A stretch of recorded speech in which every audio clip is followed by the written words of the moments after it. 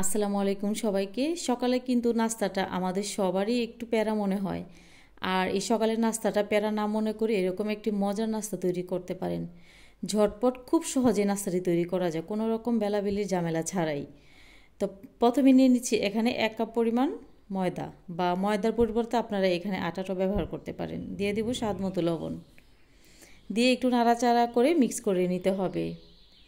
নেওয়ার পর এখানে আমি কিন্তু অল্প অল্প করে পানি দিব। প্রথমে আমি 1 কাপ এখানে পানি অ্যাড করেছিলাম, তারপর আমার পানি আরেকটু লেগেছিল। তো আপনারা একসাথে পানিটা দিতে যাবেন না, অল্প অল্প করে পানি দিয়ে এই ব্যাটারটা তৈরি করবেন। তো নাড়াচাড়া করে একটু মিশিয়ে নিচ্ছি। আর মিশিয়ে নেওয়ার পর আমি কিন্তু 1 কাপ পরিমাণ এখানে পানি ব্যবহার করেছিলাম প্রথমে, তারপরে আর একটু পানি এখানে আমার লেগেছে।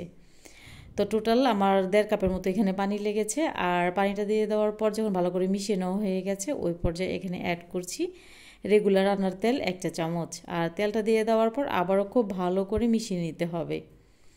যখন একটা পর্যায়ে এরকম ভালো করে মেশানো হয়ে যাবে, ওই পর্যায়ে আপনারা দেখতে পাচ্ছেন ঠিক ব্যাটারটা এরকম হবে, অনেকটা চিতই পিঠার মতো ব্যাটারটা হবে।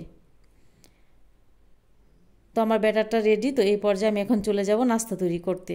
তো প্রথমে এখানে অল্প পরিমাণে দিয়ে দিচ্ছি তেল। আর তেলটা দিয়ে দেওয়ার পর একটা টিস্যু পেপারের সাহায্যে তেলটা খুব ভালো করে মুছে নিয়েছি। আর মুছে নেওয়ার পর যে ব্যাটারটা রেডি করে রেখেছিলাম, ওই ব্যাটারটা এখানে ঢেলে দিয়ে চারিপাশটা একটু নাড়াচাড়া করে গোল করে নিয়েছি। নেওয়ার পর উল্টে পাল্টে কিন্তু এই রুটিটা ভাজতে হবে। একটা পর্যায়ে যখন এরকম হয়ে যাবে, ওই পর্যায়ে উল্টে দিতে হবে।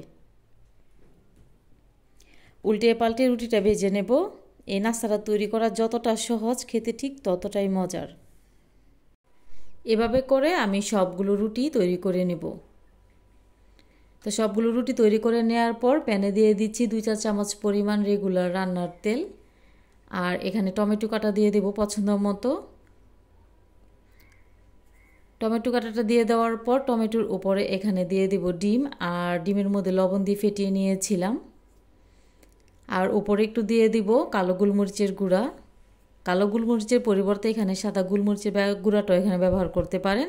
আর আগে থেকে যে রুটিটা আমি তৈরি করে রেখেছিলাম, ওই রুটিটা ডিমের উপরে দিয়ে দিব। আর ডিমটা যখন নিচ থেকে ভাজা হয়ে যাবে, তো ওই পর্যায়ে রুটিটাও উল্টিয়ে দিতে হবে।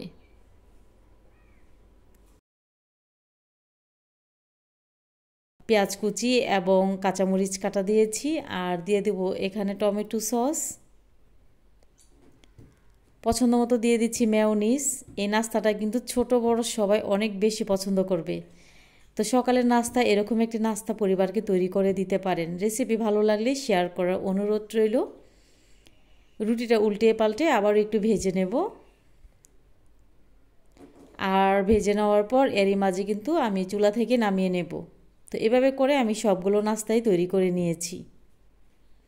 আর নাস্তাটা খেতে যে এতটা মজার, আপনি তৈরি না করলে বুঝতে পারবেন না। আর আমি একটু কেটে দেখাচ্ছি ঠিক কেমন হয়েছে। তো আশা করছি আজকে আপনাদের কাছে এই নাস্তা রেসিপিটি আপনাদের কাছে ভালো লেগেছে। খুব সহজ এবং খুব কম সময়ে নাস্তাটি তৈরি করা যায়। তো সবাই খুব ভালো থাকবেন, সুস্থ থাকবেন। এতক্ষণ সাথে থাকার জন্য সবাইকে অনেক অনেক ধন্যবাদ জানাচ্ছি। প্রতিনিয়ত জানা অজানা রেসিপি পেতে আমার চ্যানেলের সাথেই থাকবেন। আর অবশ্যই আমাকে কমেন্ট করে জানাবেন যে নাস্তাটি কেমন হয়েছে। আল্লাহ হাফিজ, আসসালামু আলাইকুম।